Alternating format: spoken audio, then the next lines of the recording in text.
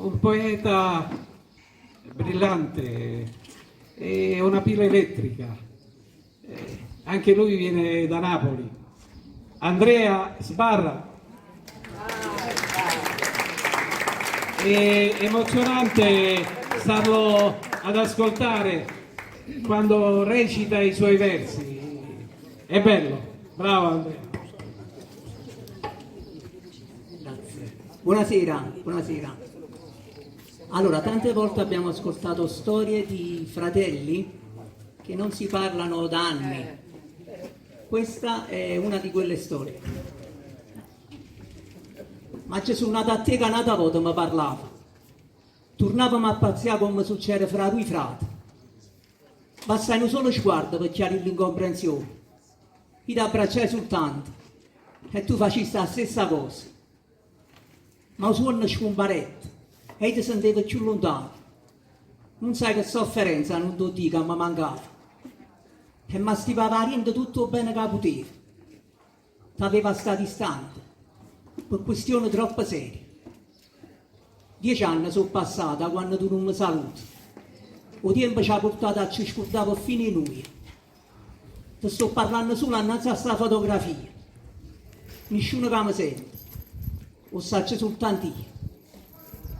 Chissà tu come hai fatto a sopportare questo dormire.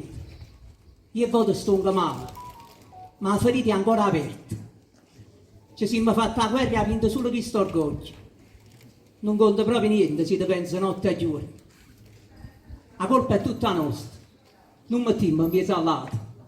Ma ti ricordo ancora che noi siamo sorelle e frati. Avessimo potuto trovare forza in dall'amore. Chi le ha così potente che cagnava tutte cose. E invece in mezzo a noi si è fatta spazio a gelosia.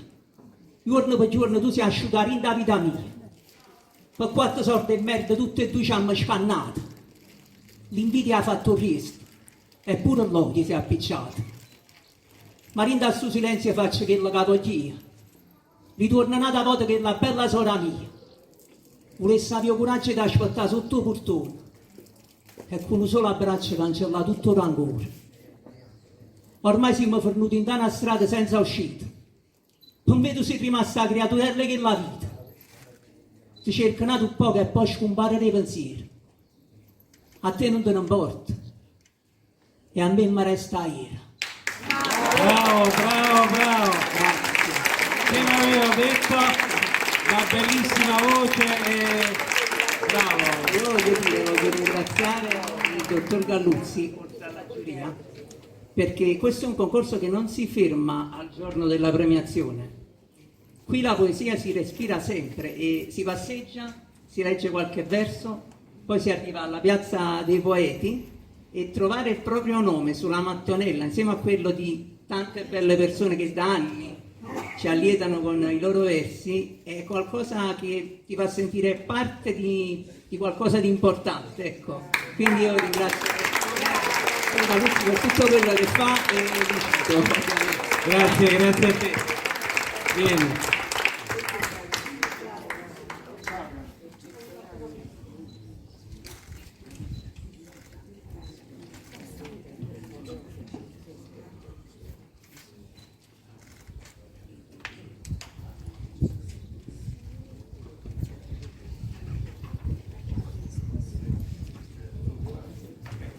Grazie ancora.